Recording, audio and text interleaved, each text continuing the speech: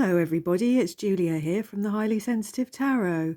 Happy Christmas and Happy New Year. It's Boxing Day here in the UK and I thought I'd just take the time to do a video because it's been quite a few days since I have. But I just wanted to wish everybody happy Christmas and more importantly actually Happy New Year really. I hope that we all have a much happier, healthier and more abundant 2023. So here I'm here today with the Tarot of the Abyss. This is a new deck that I recently bought for myself. I did get some decks for Christmas and I will be back over the next week or two to do some first impression videos of those, but I bought the Tarot of the Abyss a couple of weeks ago. I had seen it reviewed on the Curated Shelf channel and I just fell in love with it really, particularly a couple of cards which I am going to show you. So today really what I want to do is give you my kind of first impressions of the deck and then show you the deck interview that I did with this deck yesterday. Christmas morning I sat and I did a little deck interview with the Tarot of the Abyss. So I would like to show you that. But first of all, I'm just going to show you some of the cards and tell you a little bit about the deck and show you some of my favourite cards. So this is the box. It's a nice little box. It's by US Games and the creator is Anna Torian, I think that's how you pronounce it. And it's unusual for me to have really fallen for this deck, I think, because I normally like very colourful decks and this is not colourful at all. It's black and white and sort of shades of grey, really. But I don't know, I just feel it, really. I just feel it. So what it says on the back of the box is, tarot experiences begin as shapeless and void as the abyss. As we evolve and develop our relationship with the cards, we move from dark chaos to an ordered, illuminated cosmos. In both the major and minor arcana, Anna Torian has created a beautifully nuanced tarot deck designed to mirror the journey of the soul through the universe. She has given particular attention to creating memorable characters in the court cards that skillfully guide us through the progression of knowledge. This includes an 80-card deck with 2 alternate cards and an 148-page guidebook. And I think that's one of the things that I very much like about this deck, actually, is the alternate cards. They are for the 3 of Swords and the 10 of Swords, which are both extremely painful cards, as we know. So I was very keen to see that. So this is the back of the deck, which I really very much like. I'm just going to show you some of the cards here, probably not all of them, because I want to focus in really on some in particular. So this is the King of Pentacles. I do hope you can see them. I'm never entirely sure. I've only just started recording this way down onto the table. Until it uploads, I'm never really entirely sure how good the picture is. So this is the 5 of Wands. As you can see, they're beautiful, aren't they? The 9 of Wands. They're very Rider-Waite-Smith based. 9 of Swords. 7 of Cups. That's an interesting card, isn't it? It's definitely got her head in the clouds. The Fool. These are not in any particular order because I have been working with them, as I said. 5 of Swords. Look at that. It's a very difficult picture to look at, isn't it? The 8 of Swords. This is very much like the Devil and the Death card, actually, what's going on there.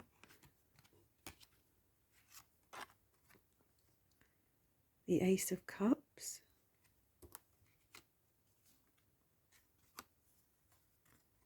the Ace of Wands,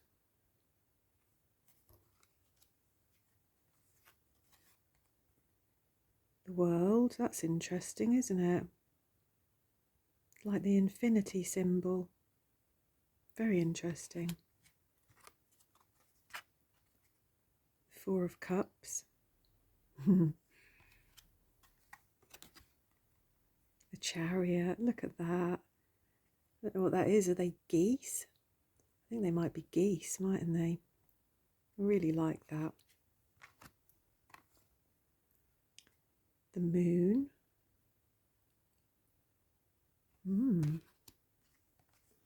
I realise I'm getting all my cards in a muddle here. Do you know, I'm going to admit this is my second attempt at this video. I did this video, all 45 minutes of it before, and went to upload it, and I don't know what happened to it, but it seems to have disappeared off my phone, and there was nothing there to upload. I thought I was going to cry. I couldn't believe it. So I had to have a little break and calm myself down, and I'm back for round 2 because I was determined to get this done today. Look at the beautiful Strength card there. That's lovely. The Wheel of Fortune. So there we go.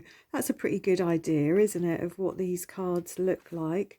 Now I just want to show you some of my favourite cards in the deck, and then I'm going to pause the video. I shall put a timestamp in, and then we can have a look at my deck interview that I did with this deck yesterday.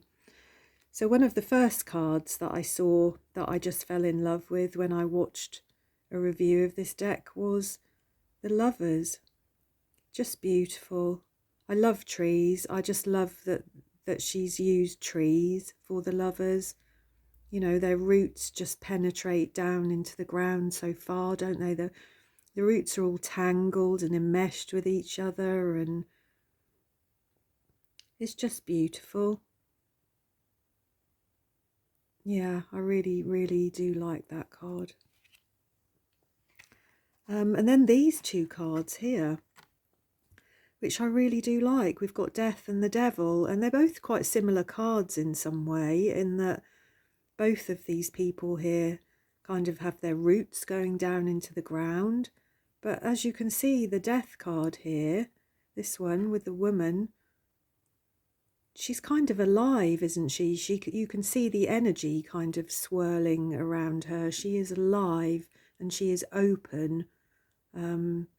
You know, this is the whole endings and beginnings, isn't it? She's almost welcoming you sort of in, isn't she, really? Whereas, you know, she is a tree. She is kind of alive with this tree.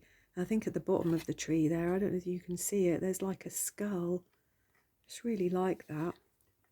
But with the Devil, I think this is his heart that he's kind of stood on here. But he's bound, isn't he? He's trapped and limited, and even though his wings are kind of spread out to the side here, he can't fly away. He is kind of rooted to the spot, isn't he? And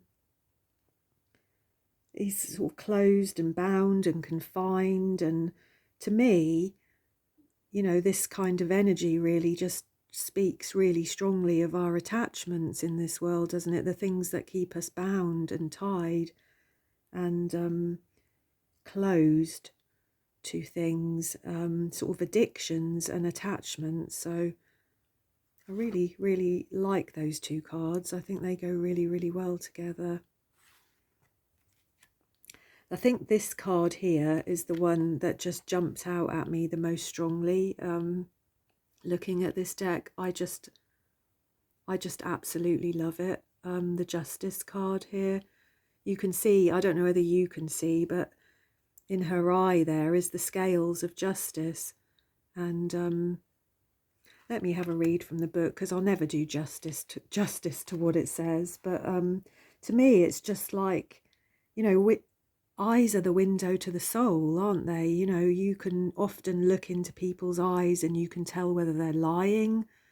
You know, often when people do tell a lie, they look down or they look away so that you can't look into their eyes. And here she is. It's like she's almost daring you to look her in the eye, isn't it? Like she's staring into your soul. At least that's how it is to me. So in the book it says, justice is fierce but fair.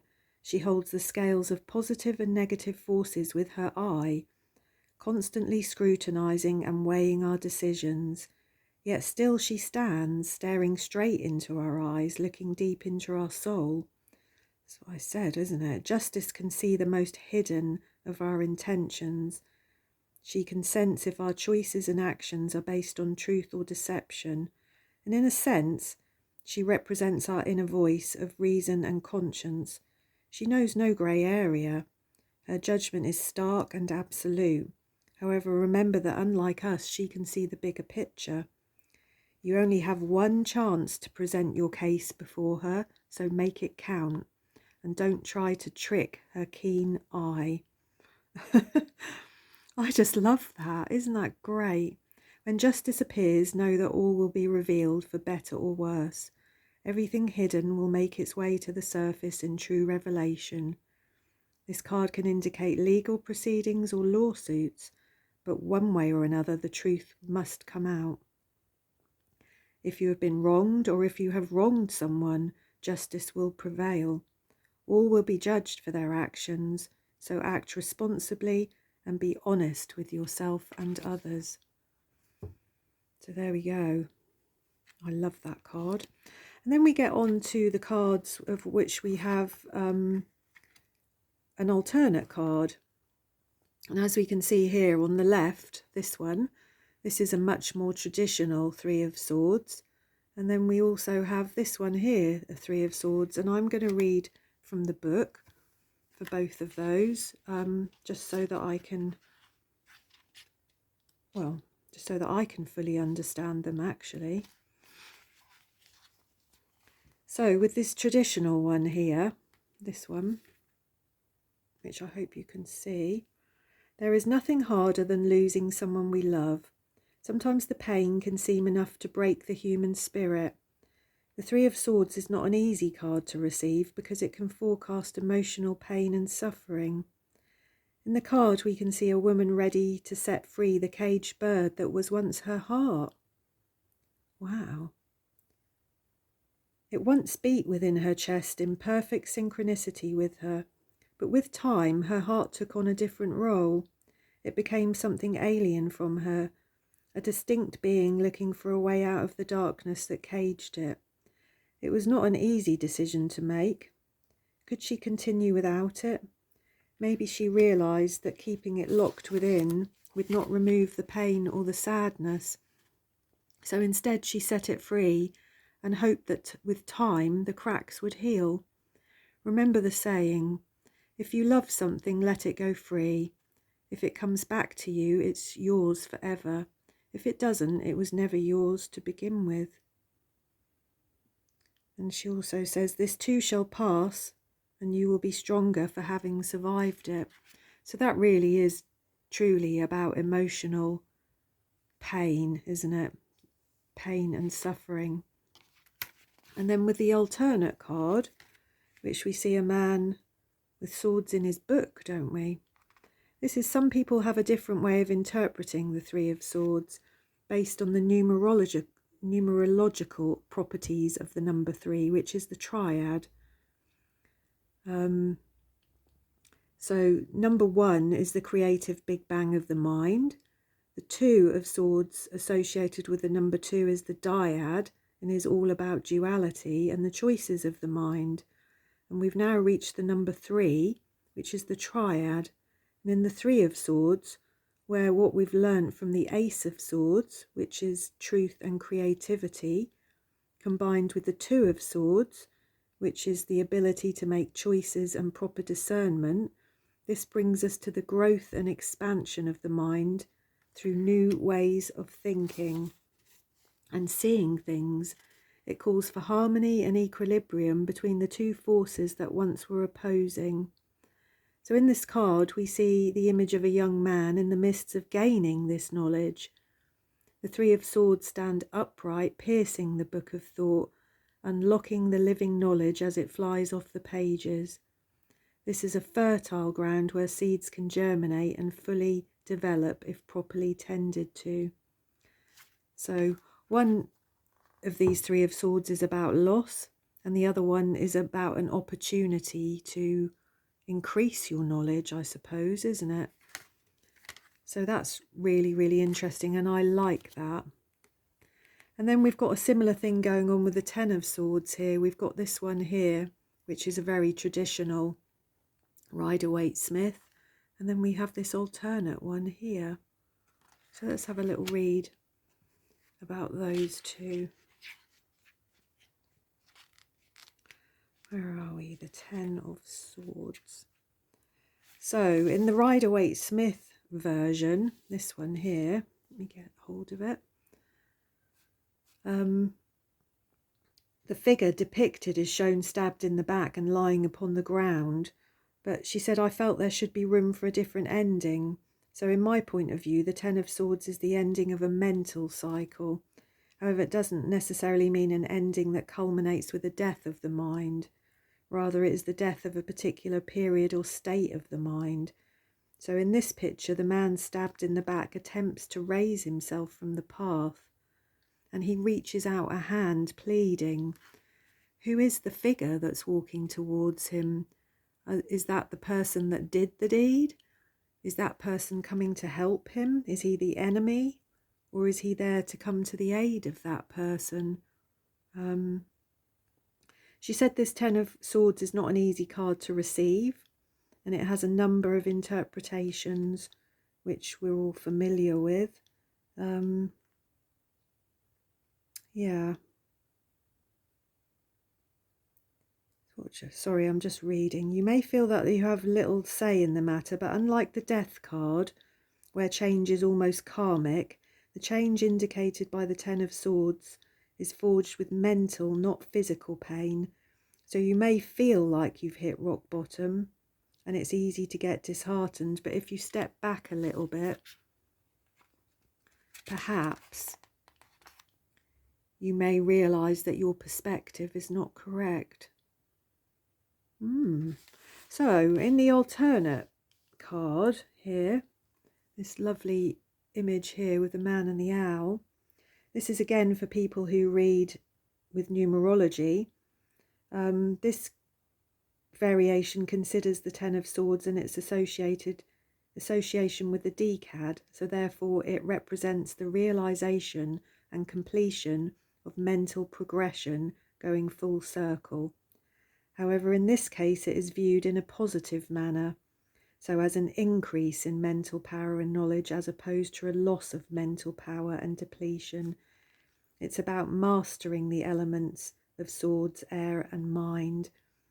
The man is a figure full of thoughtfulness and intelligence, and he meets the gaze of his totem equal in spirit and wisdom, which is the owl there. So there we go. There's some of the cards that are a little bit different and some of my favourites in this deck. I think that was all I wanted to say. It was really the Lovers card and the Justice card that jumped out at me when I saw this deck reviewed. And as I said, I don't really often like decks that are not colourful. But there's quite an emotional energy to these cards that I'm really quite enjoying so far. So yeah. So I'm going to pause the video and then I will set myself up with the cards from the deck interview that I did yesterday, and I shall go through that with you. Okay, so this is a deck interview that I've used before. I used this with the Pensive Path Tarot, and it's just 7 questions really, just to get to know the deck a little bit better. So question number 1 is describe yourself. So this is asking the Tarot of the Abyss to describe itself. and I drew the Knight of Cups, which just really made me smile, actually. I mean, that's a brilliant card, isn't it, for the deck to describe itself as. And looking at this card here, this is a man on a ship trying to take control of the sails. You know, he's in rough seas.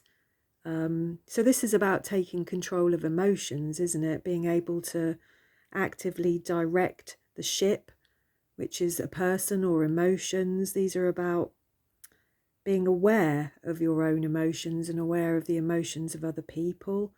The Knight of Cups is a kind of sensitive, empathic type person. Somebody active, mainly, really, at directing and taking control of emotions. So I thought that was a really interesting way to describe itself, and all the more so, really, because the card that came out next, when I asked the question, what is your strength as a deck, was the King of Cups. So we've got the Knight of Cups is how the deck is describing itself, and it says that its strength is the King of Cups. And again, we've got a man on a ship, balancing, sturdy and solid amongst all of this rough weather and all of these rough seas, which obviously represent emotions. So this is the ability to sort of stand true and steady throughout turbulent emotions, turbulent situations. The King of Cups is often quite a wise and caring sort of masculine energy. And I did wonder whether this meant that its strength as a deck would be that it might help me to become less reactive, I guess, to my own emotional states, or certainly less reactive to situations and other people's emotions. You may have heard me talk before, but I have autism. I'm quite sensitive. I pick up on other people's emotions really easily, and they can affect me quite badly. I've had to be quite disciplined with myself in my career over time, and sometimes just really just detach myself and cut myself off from my emotions, because it was the only way that I could do my job. And these days I try not to sort of stuff emotions and repress emotions and mask emotions. I try to feel them and live them. But in that, it can make me kind of overly reactive to mine and other people's emotions, I guess. So yeah, I'm hopeful that this deck might help me to become less reactive to my own and other people's emotional states, and to drama in general. Might make me a little bit more resilient, perhaps, or help me to be. So there we go. There's those two. Card number 3, and I'm still pondering this. I'm still not sure about this, really. Card number 3 is, what is your weakness as a deck? And I pulled the 7 of Pentacles. And I'm still just really trying to get my head around what this might mean, because this is obviously a card of working hard, somebody who's worked really hard, done a good job, and it looks like she sort of stood there pausing, sort of reflecting perhaps on her progress and what she's achieved. And I'm struggling at the moment to sort of fit that in and sort of try and think how that might be a weakness for this deck. But I do plan to use this deck as a deck study, as a 1 month deck study, to do a bit more in-depth work with it, as I did with the Pensive Path. So I will bear this card in mind, and I do hope that over time I might get some insights as to why the 7 of Pentacles might be a weakness for this deck. But if you have any insights watching this, I would love to hear. Please do let me know in the comments. So the next card, and isn't this a beautiful card? the question for this is describe me. So this is me asking the deck what it thinks about me, who it thinks that I am.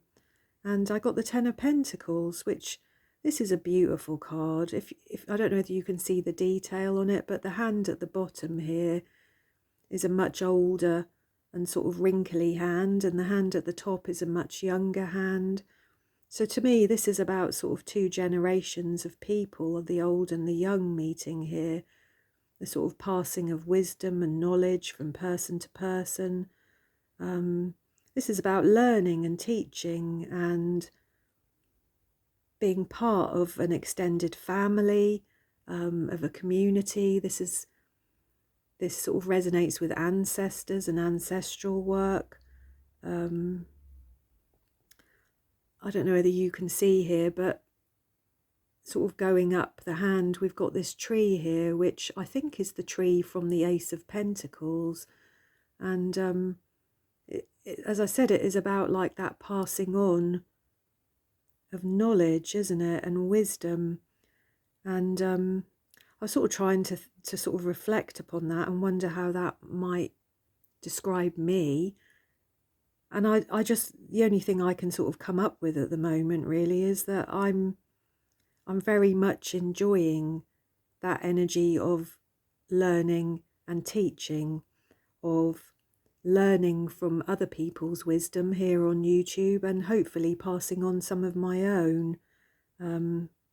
TarotTube does feel like a little community of like-minded people, and I'm very glad to be part of that. So that's my feelings about this card at the moment. But as I said, when I get to the end of my month's deck study with this deck, I will look back at the deck interview again and just see whether it kind of, anything leaps out at me, anything new or different. So question number 5 is, what can you teach me? And I've got the Queen of Wands here, and I'm not surprised to see this at all, to be honest, because often when I ask cards what they can teach me or what I would benefit from knowing, I often get wands. I seem to do pretty well with pentacles and swords in my life, but wands and cups are the energies that I struggle more with. And so to see the Queen of Wands here is not a surprise. I think this is about learning to kind of harness and use my own inner fire, my own inner creativity, my own creative energy, and really to use that energy to become more confident about myself, about my abilities, and perhaps to become more optimistic in my life and what I'm doing with my life. You know, the Queen of Wands would very definitely, she knows what she's doing, doesn't she? I think, you know, in this picture here, she's kind of stoking the fire that's been brought to her by the Page and the Knight, hasn't she? She's developing that and using that fire within herself. And I think that that's something that I definitely need to invest some more of my time in, and to have a little bit more confidence in myself, I think. So yeah, that's a brilliant card. Question number 6 is, how can I best collaborate with you and learn from you? So not what can I learn, but how would I be best to work with you and learn from you? And we've got the Page of Pentacles here, this is lovely. I don't know whether he's dug this key out of the earth or he's planting the key in the earth, but this is a person who's careful and studious and open to possibilities, open to opportunities. The Page of Pentacles is always open to learning and growing, I think. And so I think really the message of this card is for me to just be open to new possibilities, new opportunities within this deck. Like I said, I normally enjoy very colourful decks, and this isn't at all. So I think that that in itself will be an opportunity and a possibility for growth for myself. Now the last card, number 7, question number 7, this question is, what is the potential of our relationship? And I drew the 4 of Pentacles. And it's just like, what does that mean? What is the potential of our relationship? And I drew the 4 of Pentacles. And in this card here, these pentacles are huge. You know, normally in the sort of Rider-Waite-Smith decks, we see these big pentacles that the man is holding on to, but these ones are enormous. So what's that? You know, the 4 of Pentacles is all about planning for the future, making sure you have what you need. To me, this would definitely be questions around what value you place on things.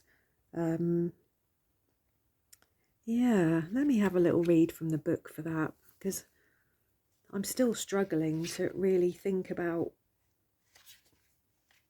why that would be a potential of my relationship with these cards. Where are we? The 4 of Pentacles. So, what she said. So this is about planning for the future and making sure you have the resources that you need. Yeah. So, however, at the same time, if we place too much value on accumulating material things, ironically, we can become owned by the very things we seek to own, rather than us owning and controlling them. Our psyches are owned by the desire to accumulate and possess wealth. So the man is holding on to the coins because he's terrified of losing them. The coins are much bigger than they should be, indicating the value and importance that he places on them. He's lost sight of the fact that they are intended to serve him and not the other way round. So the message of this card is, are you focusing too much on money? Let go of the purse strings a little. It's okay to have fun here and there. You can't control everything. See, that's the only thing that really does resonate with me when I think about this card, because I have, you know, I do have some issues with control sometimes. I'm quite an anxious person, and I think that if you are easily anxious about life and about situations and things, you do tend to try and control your environment to, you know, defensively and to protect yourself. So yeah, I'm not really entirely sure what that might mean. What is the potential of our relationship? Maybe this card is here to teach me about letting go of control at times, of not focusing so much in my life on the day-to-day stuff, on the day-to-day life, and to try and have fun a little bit more. Maybe that card is encouraging me to be a bit more of this person here, the Queen of Wands. That's entirely possible, isn't it? Yeah, so there we go. As I said, there's 2 questions here that I've drawn cards for that are not resonating that strongly at the moment, but I'm sure over time and reflection they will start to make sense to me. But I think the deck interviews have been really helpful, because I do actually agree with these 2 cards here that were describing the deck and its strengths, the Knight of Cups and the King of Cups. I think even though this deck is not colourful and not obviously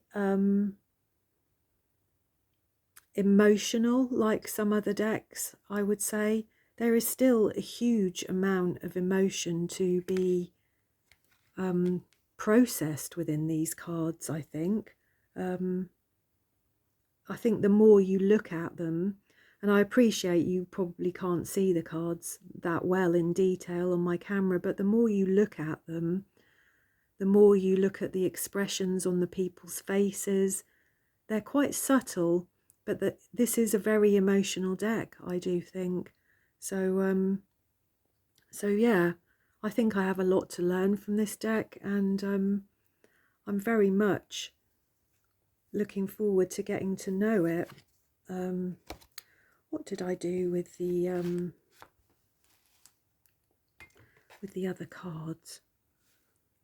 They're not there, are they? What did I do with...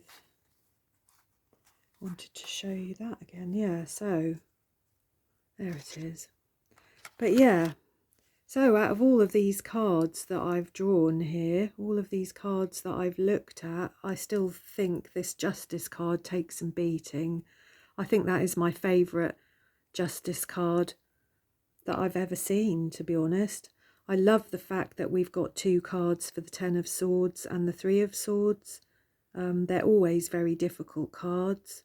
So it's nice to have a different perspective on those, but for me, this Justice card is just fab. So I do hope you've enjoyed this. I do hope it was interesting, and please do leave me a comment. I love a little bit of comments. I love to reply to comments and have a little chat about the cards.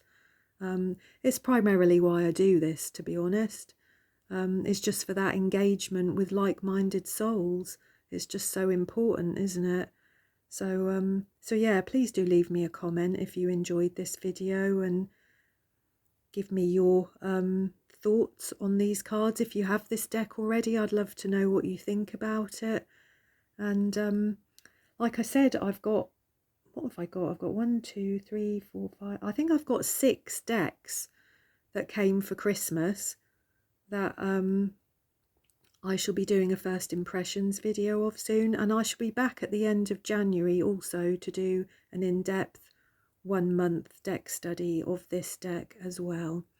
So as I said at the beginning, Happy New Year everybody, because I'm unlikely to do another video before the end of the year. Happy New Year. I hope that you're all happy and well, and enjoyed your break over Christmas, and I shall see you again soon. Thank you.